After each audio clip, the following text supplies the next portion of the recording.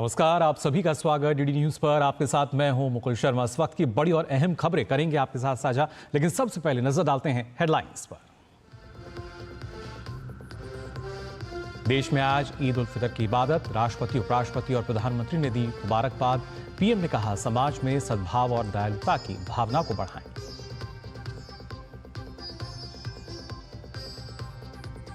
ईद, नवरात्र और रामनवमी त्योहार के मद्देनजर राजधानी दिल्ली और यूपी समेत देश के कई हिस्सों में कड़ी सुरक्षा, लोगों से शांति व्यवस्था बनाए रखने की अपील।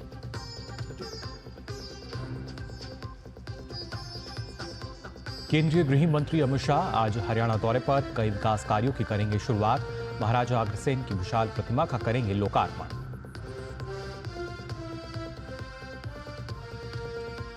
पंजाब सरकार के मंत्री और विधायकों के आवास का आज घेराव करेंगे किसान संगठन। एमएसपी की गारंटी समेत शंभू खनौरी बॉर्डर पर पुलिस कार्रवाई से हुए नुकसान की भरपाई की मांग।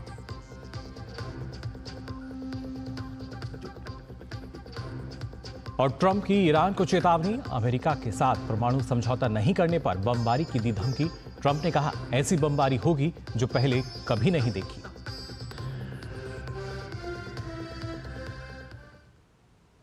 और आइए अब खबरें जान लेते हैं विस्तार से। आपको बता दें, गृह मंत्री अमित शाह आज हरियाणा के हिसार स्थित अग्रोहा के महाराजा अग्रसेन मेडिकल कॉलेज में कई विकास कार्यों का उद्घाटन करेंगे।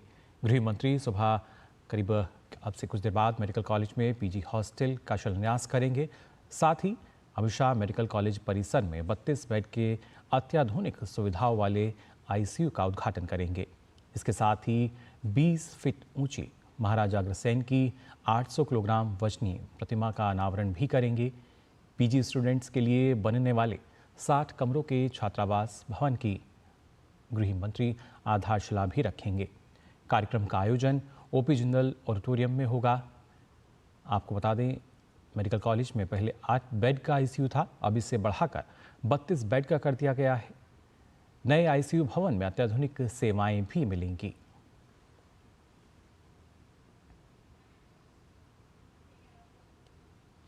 केरल कैथोलिक बिशप काउंसिल द्वारा केंद्र द्वारा प्रस्तावित वक्फ संशोधन विधेयक का समर्थन किए जाने के बाद केंद्रीय संसदीय कार्य मंत्री किरेन रिजिजू और वित्त मंत्री निर्मला सीतारमण ने केरल कैथोलिक बिशप काउंसिल के अनुरोध का स्वागत किया है।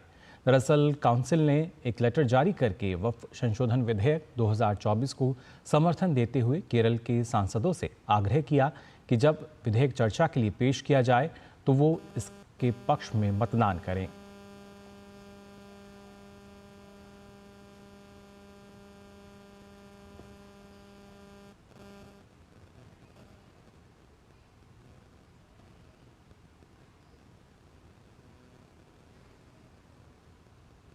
संसदीय कार्य मंत्री ने अपने सोशल मीडिया प्लेटफॉर्म एक्स पर पोस्ट करके कहा कि केरल कैथोलिक बिशप्स काउंसिल यानी केसीबीसी द्वारा केरल के सभी सांसदों से एक मंत्री और अल्पसंख्यक समुदाय के सदस्य के रूप में वक्फ संशोधन विधेयक का समर्थन करने के अनुरोध का स्वागत करता हूं।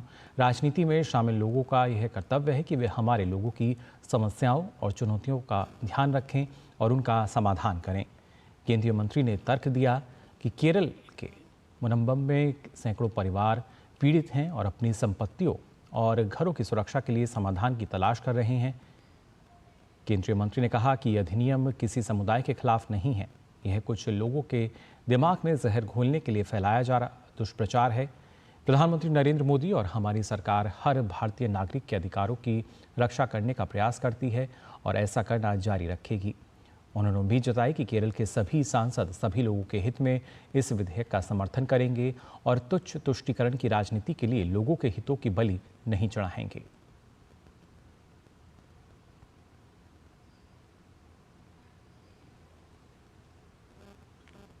वहीं वित्त मंत्री ने कहा कि केरल कैथोलिक बिशप काउंसिल द्वारा उठाया गया ये एक स्वागत योग्य कदम है। उनका आह्वान मौजूदा वक्फ अधिनियम में उन धाराओं में संशोधन करने का है जो अनुचित और संविधान विरोधी हैं। केरल के कैथोलिक बिशपों ने केंद्र के वक्फ संशोधन विधेयक का समर्थन किया है।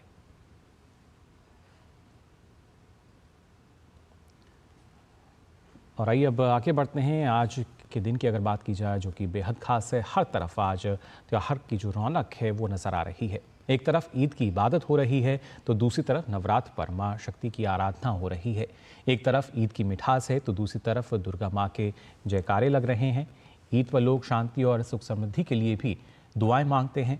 रमज़ान के मुबारक महीने के खत्म होने के बाद ईद का त्यौहार खुशियाँ लेकर आता है। ईद सिर्फ एक त्यौहार नहीं बल्कि ये इंसानियत, भाईचारे और प्रेम का त्यौहार है, पर्व है। ये दिन हर दिल में नई उमंग और हर घर में खुशियों की सौगात लाने का भी प्रतीक है। ईद के चांद के दीदार से लेकर सुबह की नमाज तक हर लम्हा एक नई रोशनी बिखेरता है।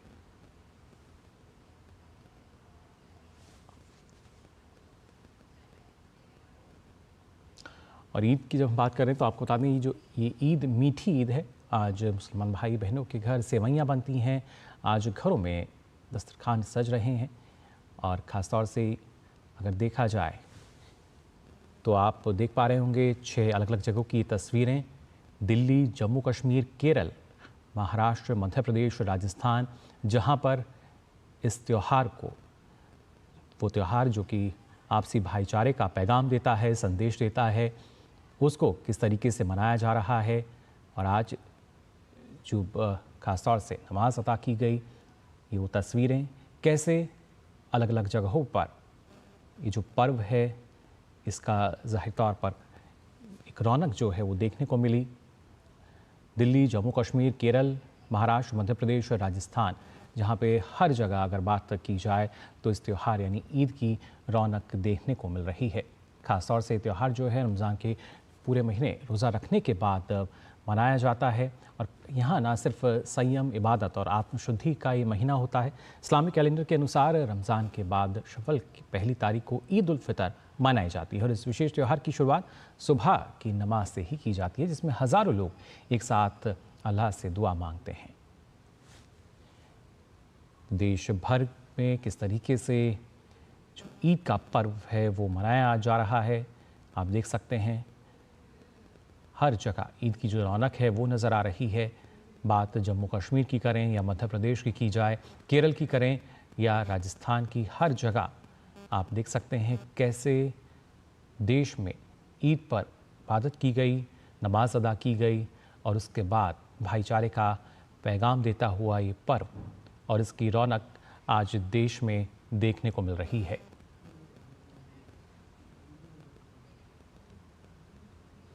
ईद पर आज पूरे देश में जहां इबादत हो रही है और बात उत्तर प्रदेश की करें तो यहां सार्वजनिक जगहों पर नमाज पढ़ने पर पाबंदी है, जिनमें सड़क प्रमुख रूप से शामिल हैं। बहरहाल संभल जैसे संवेदनशील इलाके में सुबह विशेष नमाज अता की गई। यहां जामा मस्जिद के बाहर सुरक्षाकर्मी तैनात हैं। वहीं अयोध्या में अब पुलिस अधिकारी लगातार सभी ज़िलों में भ्रमण कर ये सुनिश्चित कर रहे हैं यह त्यौहार शांति व्यवस्था के साथ संपन्न हो। पुलिस का कहना है कि नवरात्रि का पर्व भी चल रहा है, इसलिए लगातार सभी के संपर्क में हैं और भ्रमण कर रहे हैं। वहीं प्रयागराज और कानपुर की तस्वीरें भी आप देख पा रहे हैं, जहां पे ये तमाम वो संवेदनशील इलाके भी हैं जहां पर लगातार पुलिस की पहरेदारी भी देखने को मिल रही है। शांति व्यवस्था कायम रह सके इसके लिए लगातार पुलिस का जो पहरा है वो नज़र आ रहा है और हमने देखा कि मार्च पास्ट जो है वो भी होता हुआ नज़र आया। फिलहाल उत्तर प्रदेश के जो 4 प्रमुख ज़िले की अगर बात करें, संभल, अयोध्या, प्रयागराज, कानपुर, 4 ज़िलों की ये तस्वीर। भारी भीड़ होती रही है तो इसके बारे में पहले ही पूरी तैयारी पूर्ण कर ली गई है और लोगों का भी बहुत सहयोग है, वॉलंटियर्स भी हैं इसमें, तो इसको हम लोग सकुशल संपन्न कराएंगे सभी। देश भर में आज ईद उल फितर उत्साह के साथ मनाया जा रहा है। दिल्ली में भी विशेष नमाज अता की गई। क्या माहौल है, ये जानने के लिए हमारे संवाददाता मुकेश शुक्ला ने नमाजियों से बात की। पूरे विश्व में ईद का त्यौहार बड़े खुशी से मनाया जा रहा है और भारत में भी इसकी धूम देखने को मिल रही है। ईद में तमाम लोग नमाज अदा कर रहे हैं, पूरे देश में ईद मनाई जा रही है। यहाँ पर लोग अभी नमाज अदा करके आए हैं, किस तरह का माहौल देख रहे हैं, क्योंकि ये भाईचारे का त्यौहार है। किस आपको पहले तो ईद मुबारक हो और कितने खुशी के साथ मना रहे हैं 30 दिन का रोज़ा रखने के बाद ये बड़ा दिन आया। बहुत खुशी की बात है, आपको भी बहुत बहुत ईद मुबारक हो। और ये खुशी का ही दिन है ईद। इंसान जो है मुसलमान 30 दिन के रोज़े रखता है, 29 से 30 जो भी चांद का हिसाब होता है, तो उसके बाद अल्लाह ने ये नवाजा है। 30 दिन जैसे कोई इंसान मजदूरी करता है तो उस दिन उसका मजदूरी मिलने का दिन होता है 30 दिन के बाद, तो आज वो दिन है। तो वाकई में खुशी का दिन है। सबको, देशवासियों को, सभी देशवासियों को ईद की बहुत बहुत मुबारकबाद। जब कल चांद निकला उसके बाद से जो रौनक बढ़ी है बाजारों में, आप क्या अपने लोगों के बीच में आप जाएंगे, किस तरह से मनाएंगे उसको, क्या कुछ खास होगा आज इंतजाम? ये उसका प्यार का, मोहब्बत का और समानता का, भाईचारे का त्यौहार है ईद असल में देखा जाए तो। और बहुत से हमारे हिंदू भाई भी, गैर मुस्लिम भाई भी ईद मिलन के त्यौहार ऑर्गेनाइज करते हैं। तो इसमें बिना किसी भेदभाव के, जाति पात के, किसी भी भेदभाव के लोग गले मिलते हैं, आपस में एक दूसरे को मुबारकबाद देते हैं, मुंह मीठा कराते हैं, खुशियां मनाते हैं। और बाज़ारों में भी आप देखते हैं जो बाज़ारों की रौनक है, तो हमारे हिंदू भाई भी कहते हैं कि पूरे साल की दुकानदारी एक तरफ और रमज़ान की और ईद की दुकानदारी एक तरफ, ये इतना वो होता है, फ़र्क होता है। फक्र की बात है, भाईचारे का त्यौहार है। एक तरफ नवरात्रों की भी धूम है, ईद भी मनाई जा रही है, तो देश में जो माहौल है वो बदला बदला सा लग रहा है, खुशी का माहौल है, चारों तरफ रंगती दिखाई दे रही है। हाँ जी, बिल्कुल रंगत दिखाई दे रही है। लेकिन जितने भी त्यौहार हैं, हिंदू के, मुसलमानों के, सिख ईसाई के, वो सब भाईचारा सिखाते हैं और बिना भाईचारे के देश चल ही नहीं सकता। क्या कुछ खास होगा जब घर जाएंगे, अपने लोगों के बीच में जाएंगे? खुशी मनाएंगे, सेवैयां खाएंगे, एक दूसरे के गले मिलेंगे। ये खुशी का दिन है, त्यौहार है, क्योंकि पूरे महीने जो रोजे रखते हैं तो उसके बाद फिर ये ईद मनाई जाती है। खान साहब ने बताया कि यहाँ पर ये जो मिट्टी है ये भाईचारे की मिट्टी है और इसी तरह से ईद जो है वो घर घर तक जाएगी, ईद मनाई जाएगी, सेवियाँ खाई जाएगी, मिठाइयाँ बांटी जाएगी और लोग जश्न में इसी तरह से सराबोर रहेंगे। कैमरा अनिल ठाकुर के साथ मैं मुकेश शुक्ला, डीडी न्यूज़। राष्ट्रपति द्रौपदी मुर्मू ने लोगों को ईद उल फितर की बधाई दी है। राष्ट्रपति मुर्मू ने आज सुबह एक्स पर प्रेषित संदेश में लिखा, ईद उल फितर की मुबारक मौके पर सभी देशवासियों, विशेष रूप से मुस्लिम भाइयों और बहनों को बधाई। ये त्यौहार भाईचारे की भावना को मजबूत बनाता है तथा करुणा भाव और दान की प्रवृत्ति को अपनाने का संदेश देता है। मैं कामना करती हूँ कि यह पर्व सभी के जीवन में शांति, समृद्धि और खुशियाँ लेकर आए तथा सबके दिलों में नेकी के रास्ते पर आगे बढ़ने के जज्बे को मजबूत बनाए। साथ ही उपराष्ट्रपति ने भी देशवासियों को ईद उल फितर की शुभकामनाएं दी। उपराष्ट्रपति ने अपने सोशल मीडिया प्लेटफॉर्म एक्स पर पोस्ट करके कहा कि ईद उल फितर की शुभ अवसर पर देश के सभी नागरिकों को हार्दिक बधाई देता हूं। ईद हमें अपनी सांस्कृतिक विविधता और हमें एकजुट करने वाले साझा बंधनों से मिलने वाली शक्ति की याद दिलाती है। इस पवित्र दिन का सार केवल उत्सव मनाने से कहीं बढ़कर है। यह एकता, करुणा और आपसी सम्मान के संवैधानिक आदर्शों को दर्शाता है जो हमारे विविध लोकतंत्र की आधारशिला है। ईद की भावना हमें उन मूल्यों के प्रति खुद को फिर से प्रतिबद्ध करने के लिए प्रेरित करे जो हमारे आगे के मार्ग को रोशन करते हैं और हमें एक उल्लेखनीय राष्ट्र के रूप में बांधते हैं।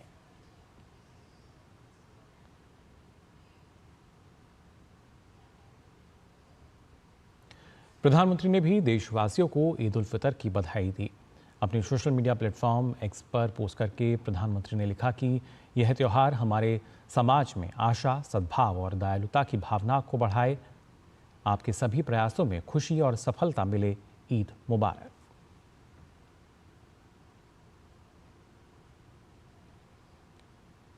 और ईद के साथ साथ हम बात कर रहे हैं नवरात्र की भी। चैत्र नवरात्रि का आज दूसरा दिन है। नवरात्रि के दूसरे दिन देवी दुर्गा की पूजा माता ब्रह्मचारिणी के रूप में की जाती है। पहले आपको दिखाते हैं मां वैष्णो देवी का वो मंदिर जो कि रोशनी से नहाया हुआ है। माता के दर्शन के लिए श्रद्धालु रात से ही लंबी लंबी कतारों में यहाँ खड़े हैं। श्रद्धालु के जयकारों से माता का भवन गूंज रहा है। वहीं आज सुबह अगर दिल्ली के छतरपुर मंदिर की बात करें तो यहाँ पे स्थित श्री कात्यायनी शक्तिपीठ मंदिर में सुबह की आरती की गई।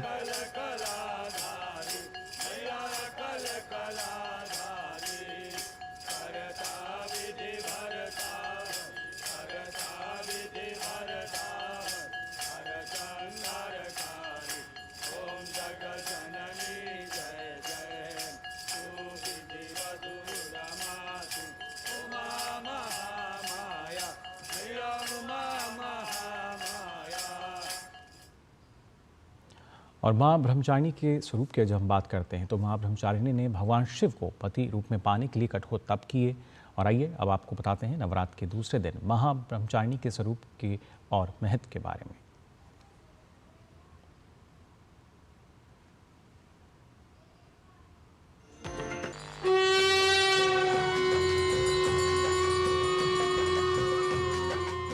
चैत्र नवरात्र देवी भगवती की उपासना के माध्यम से आत्मिक शक्ति, मानसिक शांति और शारीरिक स्वास्थ्य को बढ़ाने का एक सुअवसर होता है। आज नवरात्रि का दूसरा दिन है। आज के दिन माता ब्रह्मचारिणी को लगाया जाने वाला भोग श्री दुर्गा के द्वितीय रूप माता ब्रह्मचारिणी की पूजा की जाती है। ये देवी पार्वती की अत्यधिक तपस्या का प्रतिनिधित्व करती हैं। देवी ब्रह्मचारिणी ज्ञान, तपस्या और बुद्धिमत्ता का प्रतीक हैं। इनके पूजन से व्यक्ति को बुद्धि का वरदान मिलता है। ब्रह्मचारिणी का अर्थ है तप का आचरण करने वाली। माता पार्वती ने भगवान शंकर को पति के रूप में पाने के लिए तपस्या साधना की थी। उसी रूप के कारण उनका नाम ब्रह्मचारिणी पड़ा। मातृप्रधान संस्कृति है हमारी। हमने तो अपने राष्ट्र के नाम के साथ भी माँ भारत माता की जय बोली है। पृथ्वी को माँ कहते हैं हम, पशु नहीं गऊ को माँ कहते हैं हम, नदियां नहीं गंगा इत्यादि को माँ कहते हैं हम। तुलसी एक पौधा नहीं है हमारे लिए, हम तुलसी माता कहते हैं उसे। एक पुस्तक नहीं है, गीता माता कहते हैं। एक मंत्र मात्र नहीं, गायत्री माता कहते हैं हम। हमारे शरीर को जो बचाने में सक्षम बनाए हुए है उसको भी आत्मा कहते हैं। उसमें मां शब्द आता है। जो हमको मार्गदर्शन देते हैं, जिनके बल पर यह दुनिया टिकी है। परमात्मा भी मानव शरीर धारण करके जिनको नतमस्तक होते हैं उनको भी महात्मा कहते हैं, और उस परम शक्ति को तो परमात्मा कहते हैं। हमने संबंध भी पहला यही तो बनाया है, तुम्हें माताश्च पिता, तुम्हें बाकी सब बाद में, पहले माँ का रिश्ता बनाया है। माता ब्रह्मचारिणी का स्वरूप अत्यंत शांत और तेजस्वी है। उनके दाहिने हाथ में जप माला और बाएं हाथ में कमंडल है। ये स्वरूप साधना, भक्ति और आत्म संयम का अद्वितीय प्रतीक है। वो सफेद वस्त्र धारण किए हुए हैं और उनका आभा मंडल भक्तों को शांति और समर्पण का अनुभव कराता है। दधाना करपद्माभ्याम अक्षमाला कमंडलू देवी प्रसीदतु मयि ब्रह्मचारिण्यनुत्तमा। अर्थात हाथों में अक्षमाला और कमंडल धारण करने वाली हे देवी ब्रह्मचारिणी, मुझ पर कृपा करें। भक्तगण इस दिन माता ब्रह्मचारिणी को चीनी या मिश्री का भोग अर्पित करते हैं, जिससे जीवन में मधुरता और सकारात्मकता आती है। आदि शक्ति या महादेवी माँ दुर्गा को सनातन निराकार परब्रह्म, ब्रह्मांड से भी परे एक सर्वोच्च शक्ति के रूप में माना जाता है। विश्व जननी कल्याणी ललिता राजराजेश्वरी पराशक्ति श्री माँ दुर्गा जी की उपासना का ये दिव्य पर्व है नवरात्र। जनेंद्र सिंह की रिपोर्ट, डीडी न्यूज। और वहीं उत्तराखंड में श्री गंगोत्री धाम के कपाट इस वर्ष अक्षय तृतीया यानी 30 अप्रैल को सुबह 10:30 बजे खुलेंगे। इसी दिन श्री यमुनोत्री धाम के कपाट भी खुलेंगे, जिसका समय मंदिर समिति द्वारा 3 अप्रैल को यमुना जयंती पर घोषित किया जाएगा। श्री बद्रीनाथ धाम के कपाट 4 मई को सुबह 6 बजे और श्री केदारनाथ धाम के कपाट 2 मई को सुबह 7 बजे खुलेंगे। यमुनोत्री, गंगोत्री, केदारनाथ और बद्रीनाथ उत्तराखंड के 4 प्रमुख धाम हैं। प्रतिवर्ष लगभग अक्टूबर और नवंबर के आसपास 6 महीने के लिए इन मंदिरों के कपाट बंद हो जाते हैं और अप्रैल मई के दौरान गर्मियों में खुलते हैं। 4 धाम यात्रा यमुनोत्री से गंगोत्री और केदारनाथ होते हुए बद्रीनाथ में समाप्त होती है।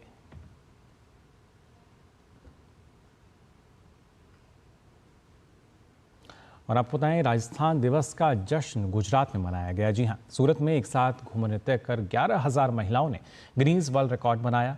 घूमर राजस्थान की शान और सम्मान का प्रतीक है।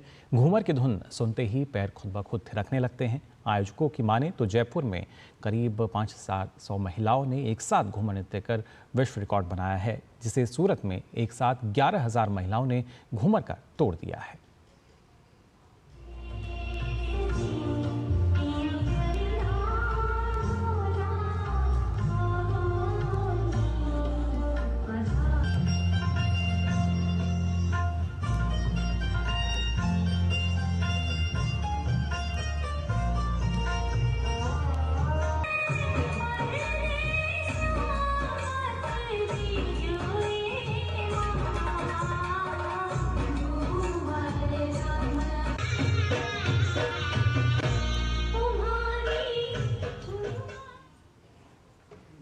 और फिलहाल बुलेटिन में हम यहाँ रुक रहे हैं छोटे से ब्रेक के लिए, जल्द हाजिर होते हैं।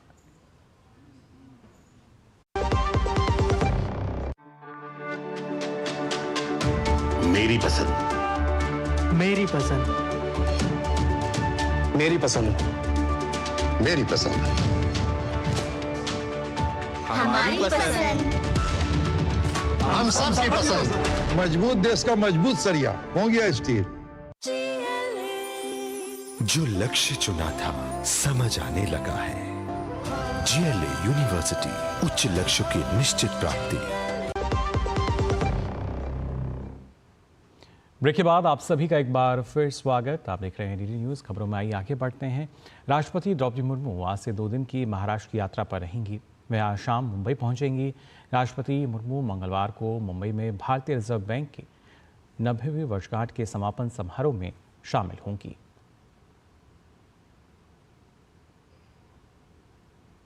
प्रधानमंत्री नरेंद्र मोदी 19 अप्रैल को कटरा से घाटी तक चलने वाली पहली ट्रेन को हरी झंडी दिखाएंगे, जो 272 किलोमीटर लंबी उधमपुर श्रीनगर बारामूला रेल लिंक परियोजना के पूरा होने का प्रतीक है।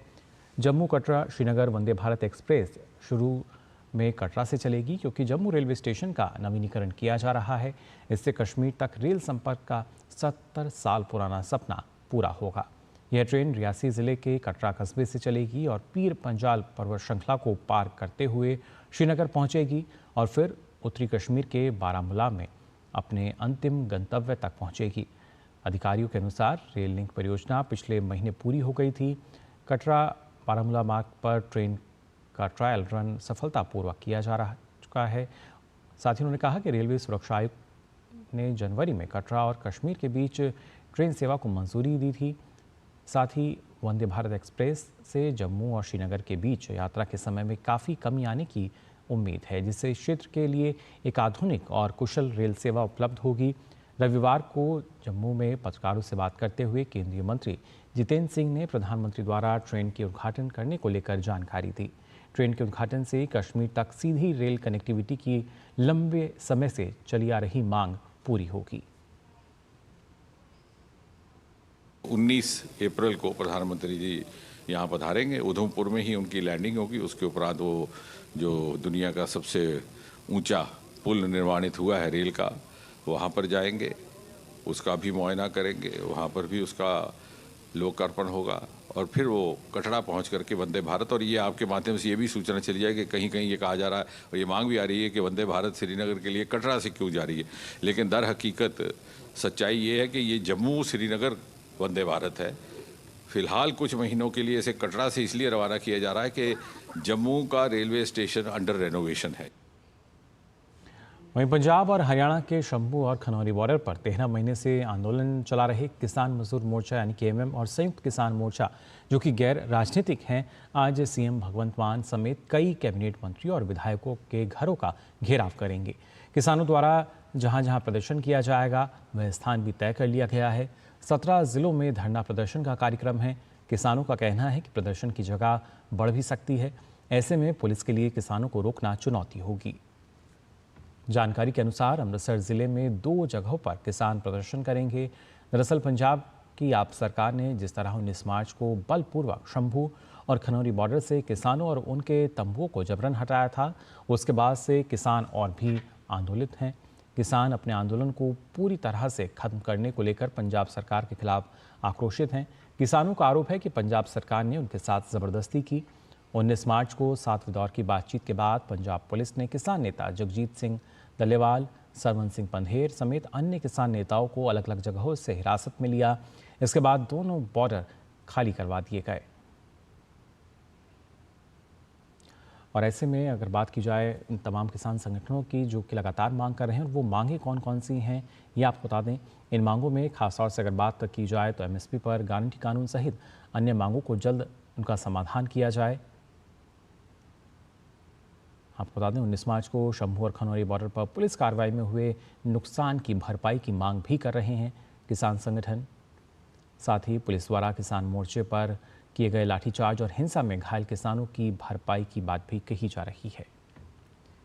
20 मार्च को शंभू बॉर्डर पर किसान नेता बलवंत सिंह बहराम के पर लाठीचार्ज करने वाले शंभू थाने के SHO हरप्रीत सिंह को बर्खास्त किया जाए। शंभू और खनौरी बॉर्डर पर हुई चोरी और लूटपाट की घटनाओं में शामिल असामाजिक तत्वों पर तुरंत केस दर्ज हो, ये मांग है किसान संगठनों की। साथ ही ट्रैक्टर ट्रॉलियों और अन्य सामान की चोरी की साजिश में शामिल विधायक गुरलाल घनौर की विधानसभा सदस्यता रद्द की जाए। तो ये तमाम वो मांगे जो कि लगातार किसान संगठन कर रहे हैं। केंद्रीय गृह मंत्रालय ने सशस्त्र बल विशेष अधिकार अधिनियम यानी FSPA को मणिपुर के पूरे क्षेत्र में लागू कर दिया है। हालांकि 13 पुलिस थाना क्षेत्रों को इससे बाहर रखा गया है। इसके साथ ही अरुणाचल प्रदेश के तिरपा, चांगलांग और लोंगडिंग जिलों तथा राज्य के 3 पुलिस थाना क्षेत्रों में भी अफस्पा को अगले 6 महीनों के लिए बढ़ा दिया गया है। वहीं नागालैंड में भी अफस्पा को विस्तार किया गया है। इसे 8 जिलों और राज्य के अन्य 5 जिलों के 21 पुलिस थाना क्षेत्रों में लागू किया गया है। ये विस्तार 1 अप्रैल से प्रभावी होगा और अगले 6 महीनों के लिए लागू रहेगा। खबरों में आगे बढ़ते हैं। भाजपा के राष्ट्रीय प्रवक्ता शहजाद पूनावाला ने कहा है कि जिस कांग्रेस ने कोरोना काल में वैक्सीन पर सियासत की थी, आज उन्हीं के पार्टी के नेता उसकी तारीफ कर रहे हैं। दरअसल कांग्रेस नेता शशि थरूर ने सरकार की वैक्सीन डिप्लोमेसी की तारीफ की है। चाहे वो फॉरेन पॉलिसी हो, चाहे वो सर्जिकल स्ट्राइक जैसी चीजें हो, चाहे वो राष्ट्रीय सुरक्षा पॉलिसी हो, चाहे वो वैक्सीन जैसी चीज हो, इसमें कांग्रेस पार्टी ने हमेशा राजनीति को प्राथमिकता दी है। आपको याद होगा कि कोविड के जमाने में किस प्रकार से कांग्रेस पार्टी वैक्सीन के प्रति नकारात्मक भाव क्रिएट कर रही थी, लोगों को डरा रही थी कोवैक्सीन के खिलाफ। आज उन्हीं के पार्टी के सदस्य शशि थरूर वैक्सीन डिप्लोमेसी की प्रशंसा कर रहे हैं।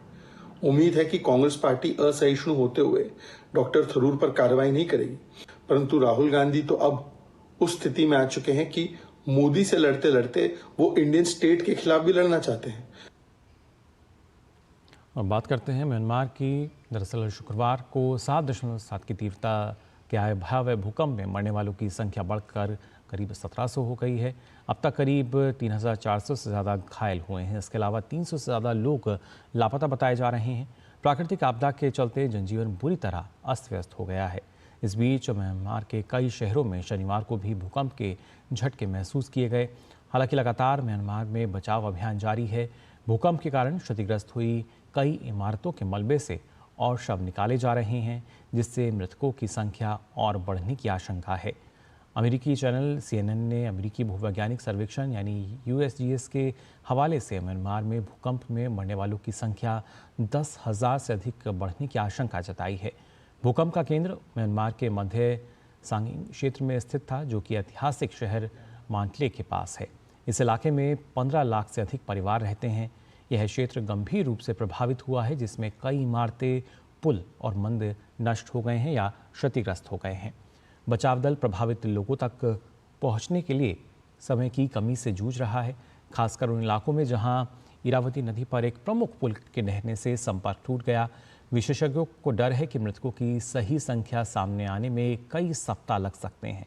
इस बीच सैन्य जुंटा द्वारा मदद के लिए एक दुर्लभ अपील जारी करने के बाद विदेशी सहायता और अंतर्राष्ट्रीय बचाव दल म्यांमार पहुंचना शुरू हो गए हैं। बैंकॉक की बात करें तो यहाँ भी भूकंप का प्रभाव विनाशकारी था, जिसमें कम से कम 18 लोग मारे गए और दर्जनों लोग ढही हुई ऊंची इमारत के मलबे में दब गए। निर्माणाधीन इमारत कुछ ही मिनटों में ढह गई, जिसमें 11 लोगों की जान चली गई। CNN के अनुसार राजधानी में अन्य जगहों पर 7 और मौतें हुई। खोज और बचाव अभियान जारी है, जिसमें लगभग 80 लोग अभी भी लापता हैं। लापता लोगों के परिवार ढही हुई इमारत के स्थल पर इकट्ठा हो रहे हैं, अपने प्रियजनों की खबर का बेसब्री से इंतजार कर रहे हैं। ऑपरेशन ब्रह्मा के तहत चल रही मानवीय सहायता के हिस्से के रूप में भारतीय सेना ने विदेश मंत्रालय के साथ समन्वय में महत्वपूर्ण सहायता प्रदान की है। सुबह तक भारतीय सेना ने NDRF और चिकित्सा टीमों के सहयोग से शेष कर्मियों और राहत संपत्तियों को मांडले की ओर ले जाना शुरू कर दिया है। भारतीय सेना और NDRF आवश्यक उपकरणों और चिकित्सा आपूर्ति के साथ मदद के लिए मांडले के लिए रवाना हुए। काफिले को म्यांमार सेना के वाहनों द्वारा स्कॉट किया जा रहा है और इसके दोपहर तक मांडले पहुंचने की उम्मीद है।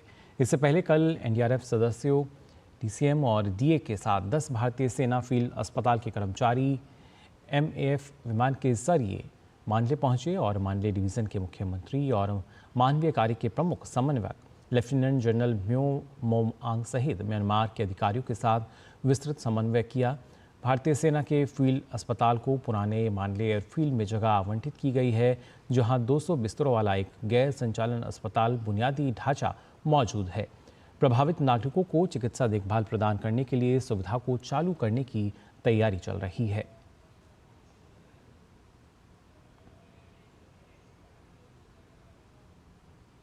प्रधानमंत्री नरेंद्र मोदी ने हिंद महासागर के लिए जो सागर यानी security and growth for all इन ये रीजन इनिशिएटिव दिया था, उसे 10 साल पूरे हो चुके हैं।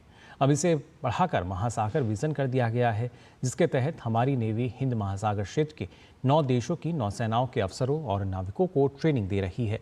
हमारी संवाददाता नंदिता डागर ने नौसेना के युद्धपोत INS सुनिया से ये खास रिपोर्ट फाइल की। इस वक्त हम INS सुनैना पर हैं। INS सुनैना इंडियन नेवी की नौसेना की एक ऑफशोर पेट्रोल वेसल है, लेकिन इस वक्त INS सुनैना को इंडियन ओशन शिप सागर या IOS सागर के नाम से भी जान सकते हैं, डेजिग्नेशन दिया गया है। वो इसलिए क्योंकि इंडियन ओशन शिप सागर जो है उसमें हमारे इंडियन ओशन रीजन की 9 दोस्त कंट्रीज़, फ्रेंडली फॉरेन कंट्रीज़ के सेलर्स और ऑफिसर्स एम्बार्क्ड हैं। वो यहाँ पर ट्रेनिंग ले रहे हैं। अभी 1 महीने के हम सेलिंग में जाएंगे। सो अभी दिन रात शिप सेल करेगा। So it is very important कि ईच एंड एवरी पर्सन जो ऑन बोर्ड है वो अपना ट्रेनिंग प्रॉपर्ली फॉलो करे।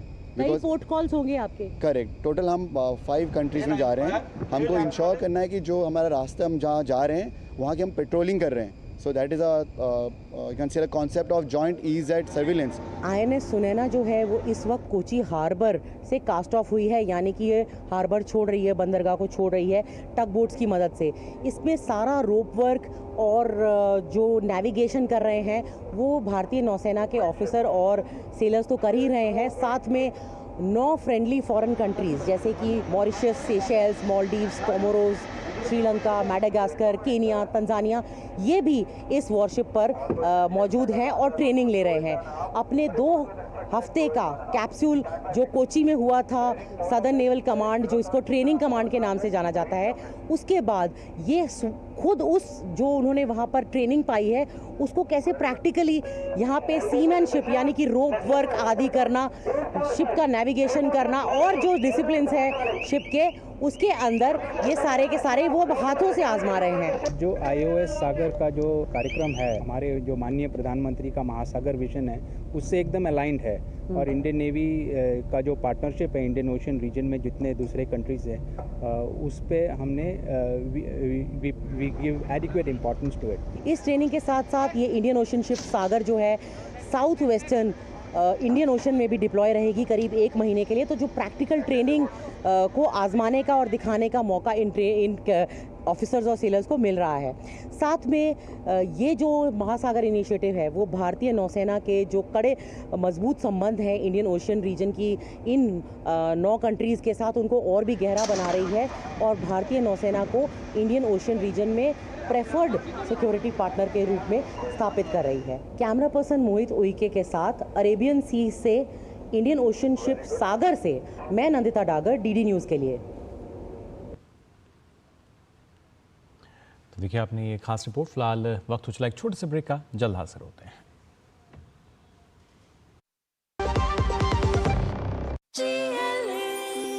जो लक्ष्य चुना था समझ आने लगा है।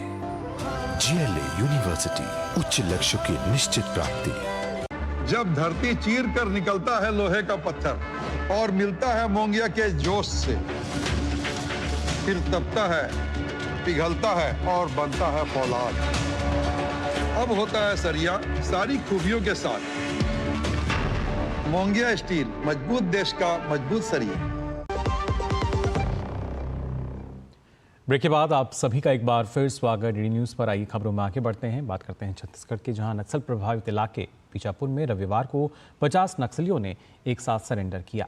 ये पहली बार है जब इतनी बड़ी संख्या में नक्सलियों ने सरेंडर किया। केंद्र और राज्य सरकार मिलकर देश से मार्च 2026 से पहले नक्सलवाद को खत्म करने के अभियान में जुटी हैं। सरेंडर करने वाले 50 नक्सलियों में 14 पर 68 लाख रुपए का इनाम है। यह नक्सली अलग अलग वारदातों में शामिल रहे हैं। हाल ही में बीजापुर और सुकमा में मुठभेड़ में सुरक्षा बलों ने कई नक्सलियों को मार गिराया था। नक्सलियों को मुख्यधारा में लाने के लिए प्रदेश सरकार ने पुनर्वास नीति भी बनाई है ताकि वे हिंसा की राह छोड़कर शांति और विकास की राह चुनें। बीजापुर SP कार्यालय में 50 नक्सलियों के आत्मसमर्पण के दौरान DIG और CRPF के अधिकारी भी मौजूद रहे। सरेंडर करने वाले सभी नक्सलियों को प्रोत्साहन राशि के रूप में 25-25 हज़ार रुपये के चेक भी दिए गए। अकेले बीजापुर जिले में अब तक 100 से अधिक नक्सली आत्मसमर्पण करके मुख्यधारा में शामिल हो चुके हैं। नक्सलियों को छत्तीसगढ़ सरकार पुनर्वास नीति पसंद आ रही है।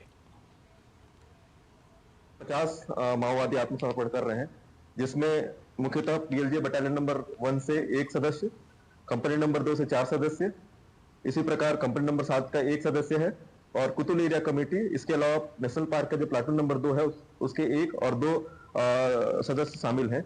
इसके अलावा जनताना सरकार, केएमएस अध्यक्ष, सीएनएम अध्यक्ष, militia platoon commander, militia platoon सदस्य, भूमकाल कमांडर, इस प्रकार जितने भी जो इनके और अदर जो सपोर्टिंग रोल वाले जो ऑर्गेनाइजेशन के सदस्य हैं उन्होंने भी सरेंडर किया है।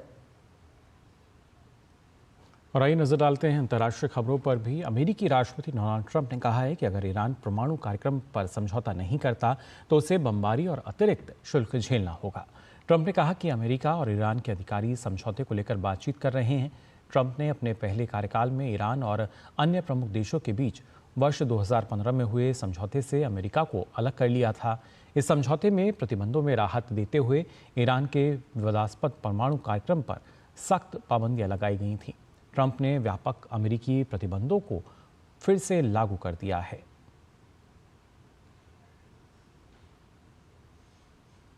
साथ ही अमेरिका के राष्ट्रपति डोनाल्ड ट्रंप ने यूक्रेन में जारी युद्ध को लेकर रूस के राष्ट्रपति व्लादिमीर पुतिन के रुख पर कड़ी नाराजगी जताई। एक समाचार चैनल से बातचीत में ट्रंप ने यूक्रेन के राष्ट्रपति ज़ेलेंस्की की विश्वसनीयता को लेकर पुतिन की टिप्पणी की आलोचना की। ट्रंप ने आगाह किया कि रूस के संघर्ष विराम पर सहमत ना होने की स्थिति में अमेरिका रूस से तेल खरीदने वाले देशों पर 50% तक का शुल्क लगा सकता है। साथ ही उन्होंने कहा कि अगर युद्ध जारी रहा तो रूस के तेल और अन्य वस्तुओं पर अमेरिका में 25% का शुल्क लगाया जाएगा। पुतिन की आलोचना के बावजूद ट्रंप ने ये भी कहा कि रूसी नेता के साथ उनके संबंध अच्छे हैं। इस बीच यूक्रेन के राष्ट्रपति ज़ेलेंस्की ने शांति प्रक्रिया में प्रगति न होने के लिए रूस को जिम्मेदार ठहराया और अमेरिका तथा सहयोगी देशों से कड़ा रुख अपनाने की मांग की। बात चीन की, जहां के शंघाई में विशाल भारतीय सांस्कृतिक कार्यक्रम चैती फेस्टिवल का आयोजन किया गया। शंघाई में भारत के महावाणिज्य दूतावास द्वारा भारतीय सांस्कृतिक संबंध परिषद और चैती फाउंडेशन के सहयोग से आयोजित इस कार्यक्रम में प्रसिद्ध सितार वादक पूर्वयान चटर्जी और जाने माने बांसुरी वादक राकेश चौरसिया ने शानदार प्रस्तुति दी। कलाकारों की प्रस्तुतियों ने दर्शकों को मंत्रमुग्ध कर दिया। भारतीय संगीत का लुत्फ उठाने के लिए बड़ी संख्या में चीन के नागरिक, विभिन्न देशों के राजनयिक, व्यावसायिक और शैक्षणिक समुदाय से जुड़े लोग आयोजन में शामिल हुए। कार्यक्रम में शामिल हुए विभिन्न देशों के राजनयिकों ने चैती फेस्टिवल और भारतीय संगीत की खुले दिल से तारीफ की।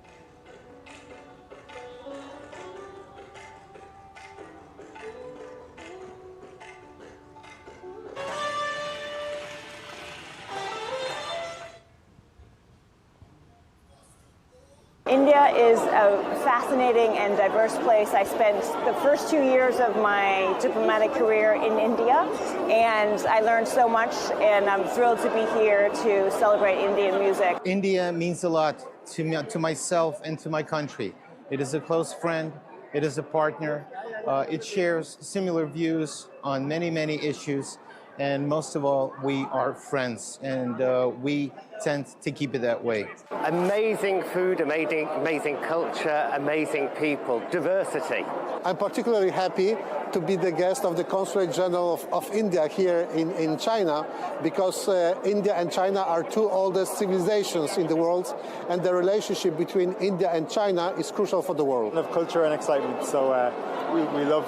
I have not been to India before, but I have dreamt since a young man of going to India, so I hope to go there one day. Thank you again for wonderful, really wonderful, superior evening. For me, India is a rich culture.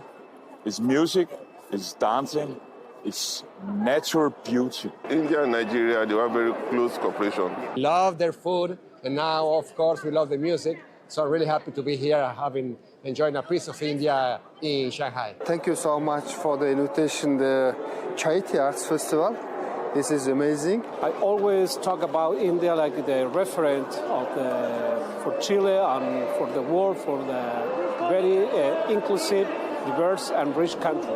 Land of the wealth, peace, and my motherland. और आइए बात कर लेते हैं कारोबार जगत की खबरों की भी। वोडाफोन आइडिया ने नियामक फाइलिंग में जानकारी दी है कि सरकार ने कंपनी में अपनी हिस्सेदारी बढ़ाकर 48.99% करने पर सहमति जताई है और यह कदम बकाया स्पेक्ट्रम नीलामी देनदारियों की एवज में उठाया गया है। इसके तहत सरकार वोडाफोन के 36,950 करोड़ रुपए मूल्य के नए शेयर अधिग्रहण करेगी। वर्तमान में कर्ज से जूझ रही वोडाफोन आइडिया में सरकार की 22.6% हिस्सेदारी है। इस नए अधिग्रहण के बाद वह कंपनी की सबसे बड़ी शेयरधारक बन जाएगी। वोडाफोन आइडिया अब अगले 30 दिनों में 36,950 करोड़ को नए शेयर जारी करेगी। दूरसंचार मंत्रालय ने सितंबर 2021 में घोषित दूरसंचार क्षेत्र में सुधार और समर्थन पैकेज के तहत बकाया स्पेक्ट्रम नीलामी देनदारियों को इक्विटी में बदलने का निर्णय लिया है। दूरसंचार मंत्रालय ने 29 मार्च को इस संबंध में आदेश जारी किया था। प्रोमोटर्स कंपनी का परिचालन नियंत्रण बनाए रखेंगे। और भारतीय शेयर बाजार में तेजी के बीच विदेशी पोर्टफोलियो निवेशकों ने जोरदार खरीदारी की है। ताज़ा डिपॉजिटरी आंकड़ों के मुताबिक बीते 6 कारोबारी सत्रों में एफपीआई ने करीब 31,000 करोड़ रुपए का निवेश किया है। विशेषज्ञों के अनुसार शेयर बाजार के आकर्षक वैल्यूएशन, रुपए की मजबूती और अर्थव्यवस्था में सुधार एफपीआई की वापसी की प्रमुख वजह है। एफपीआई की तगड़ी खरीदारी से बाजार में भी बड़ी रिकवरी देखने को मिली है। समीक्षा अवधि में निफ्टी ने करीब 6% की बढ़त दर्ज की, जिससे निवेशकों का भरोसा मजबूत हुआ है। एफपीआई द्वारा खरीदारी का रुख अपनाने के पीछे प्रमुख कारक रुपए का मजबूत होना भी है। साथ ही महंगाई में कमी और आर्थिक ग्रोथ में तेजी शामिल है। विशेषज्ञों के मुताबिक अमेरिकी राष्ट्रपति डोनाल्ड ट्रंप के टैरिफ ज़्यादा नहीं अगर वो बढ़ाते हैं तो बाजार में तेजी जारी रह सकती है। और देश में महिला निवेशकों का शेयर बाजार की ओर रुझान भी तेजी से बढ़ रहा है। Association of mutual funds in India यानी एमफी और क्रिसिल के मुताबिक महिलाएं औसतन पुरुषों से अधिक राशि निवेश कर रही हैं। रिपोर्ट में बताया गया है कि देश के 13 राज्यों और केंद्र शासित प्रदेशों में महिलाओं का एसेट्स अंडर मैनेजमेंट यानी एयूएम योगदान औसत से अधिक है। मिजोरम में महिला निवेशकों की एयूएम में हिस्सेदारी 44.1%, नागालैंड में 39.1%, तो अंडमान निकोबार द्वीप समूह में ये 38.6% है। सिक्किम में 37.9%, गोवा में 37.2% और नई दिल्ली में 36.8% रही। महाराष्ट्र, गुजरात और पश्चिम बंगाल में भी एयूएम में महिलाओं की हिस्सेदारी 33.3% से 35.4% के बीच दर्ज की गई। रिपोर्ट के अनुसार आर्थिक केंद्रों जैसे नई दिल्ली, महाराष्ट्र और गुजरात में महिलाओं की निवेश भागीदारी बढ़ी है, जिसका कारण वित्तीय जागरूकता, बढ़ती आर्थिक गतिविधियां और साक्षरता दर में सुधार है। पिछले 5 वर्षों में महिला निवेशकों का एयूएम दोगुने से अधिक बढ़ा है।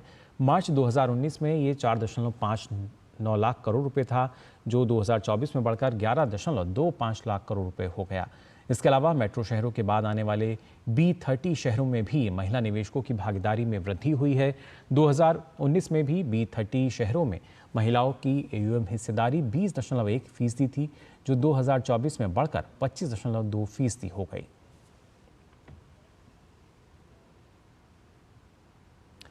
और आइए अब गुजरात के गिर राष्ट्रीय उद्यान की अविश्वसनीय सफलता की कहानी जानें। एक अभयारण्य जिसने एशियाई शेरों को विलुप्ति के कगार से बचाया। 1913 में इनकी संख्या सिर्फ 20 थी, लेकिन 2022 तक ये बढ़कर 674 हो गई, जो संरक्षण प्रयासों और स्थानीय सहयोग का परिणाम है। हमारे संवाददाता तपस भट्टाचार्य की आइए देखते हैं खास रिपोर्ट।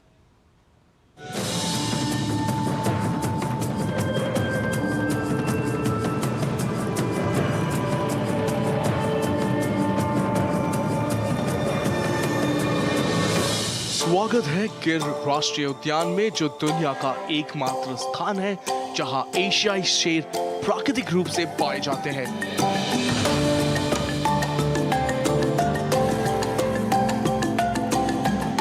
गुजरात में स्थित ये उद्यान 1400 वर्ग किलोमीटर में फैला हुआ है, जो विभिन्न वन जीवों के लिए आदर्श निवास स्थान प्रदान करता है। शेरों के अलावा गिर में तेंदुए, धारीदार लकड़बग्घे, सांबर, नीलगाय, मगरमच्छ और 300 से अधिक पक्षी प्रजातियां पाई जाती है। ये उद्यान वन्य जीव प्रेमियों, फोटोग्राफर्स और रोमांच के शौकीनों के लिए स्वर्ग जैसा है।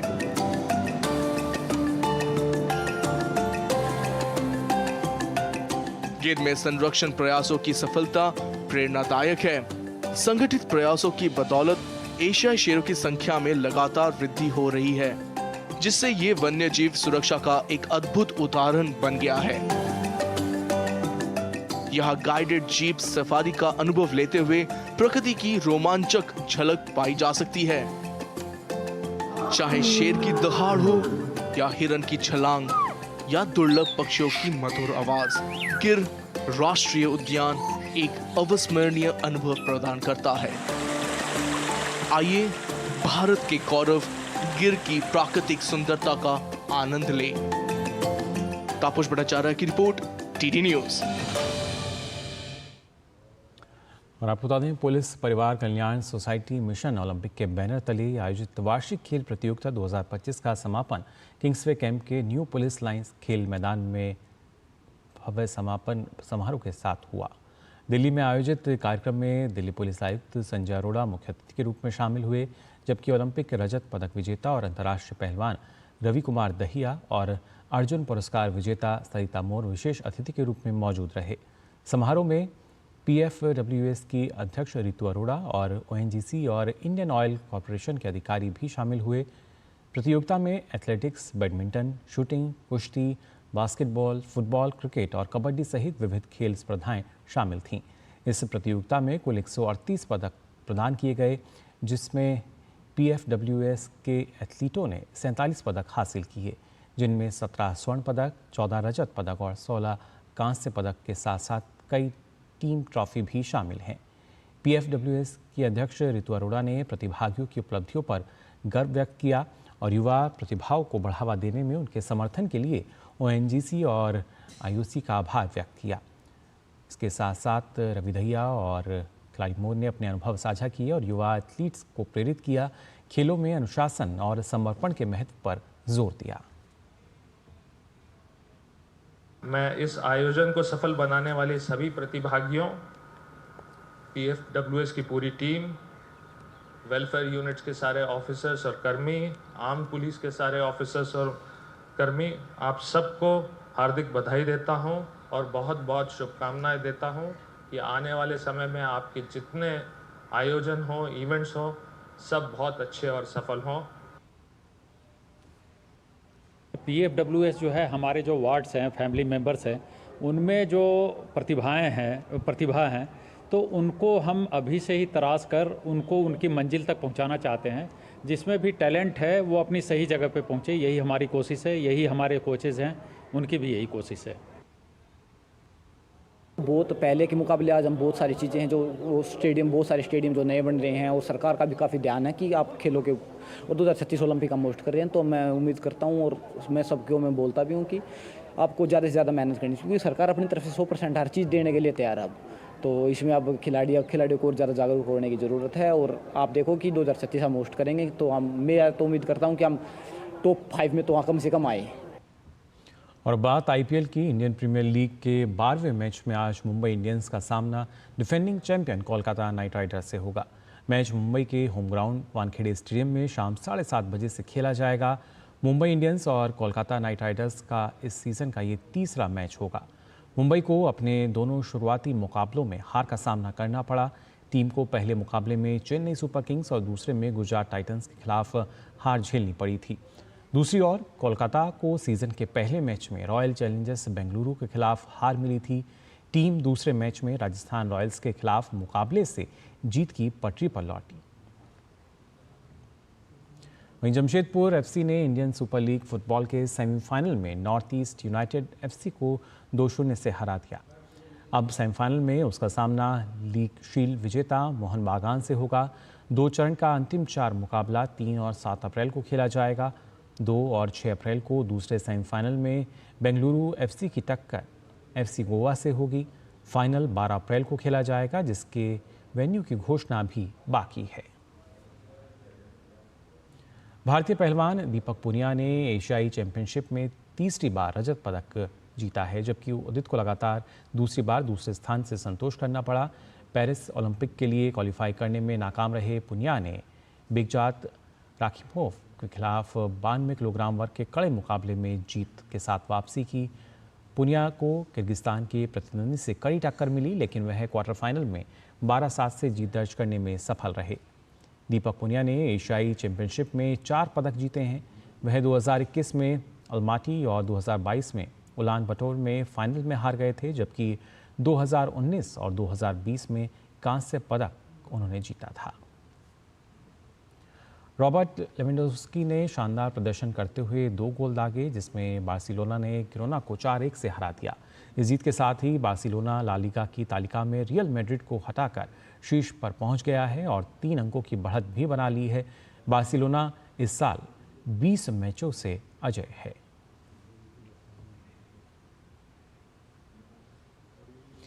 प्रधानमंत्री नरेंद्र मोदी ने हिंद महासागर के लिए जो सागर यानी security and growth for all in the region initiative दिया था, उसे 10 साल पूरे हो चुके हैं। अब इसे बढ़ाकर महासागर विजन कर दिया गया है, जिसके तहत हमारी नेवी हिंद महासागर क्षेत्र के 9 देशों की नौसेनाओं के अफसरों और नाविकों को ट्रेनिंग दे रही है।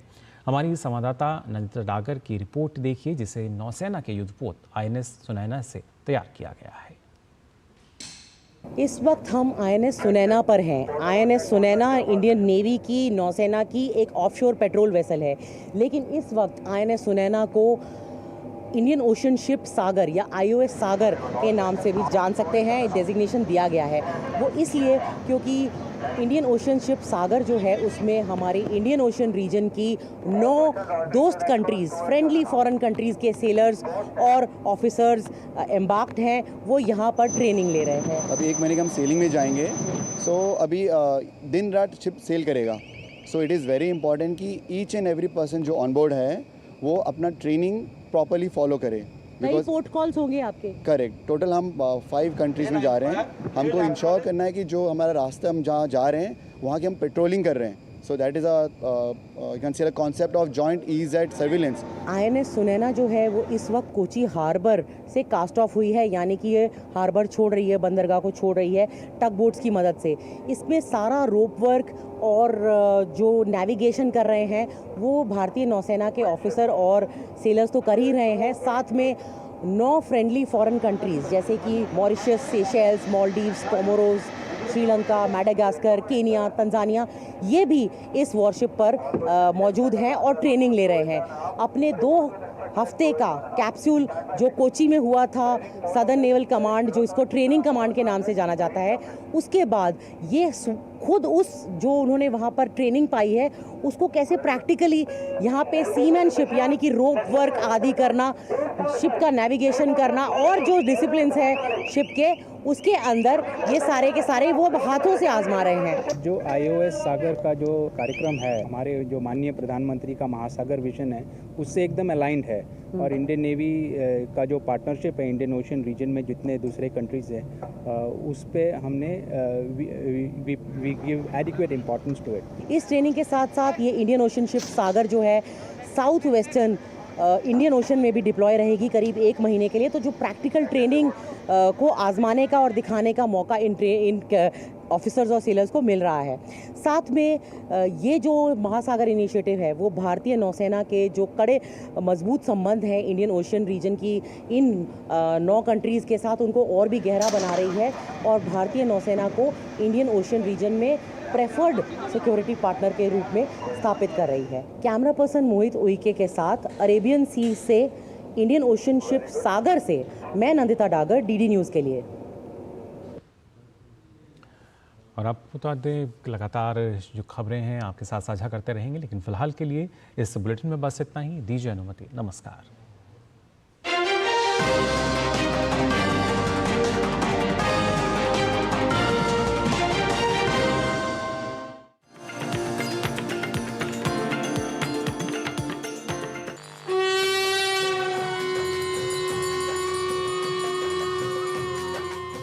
चैत्र नवरात्र देवी भगवती की उपासना के माध्यम से आत्मिक शक्ति, मानसिक शांति और शारीरिक स्वास्थ्य को बढ़ाने का एक सुअवसर होता है।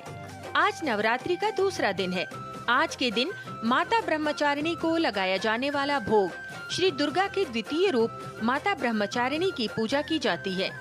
ये देवी पार्वती की अत्यधिक तपस्या का प्रतिनिधित्व करती हैं।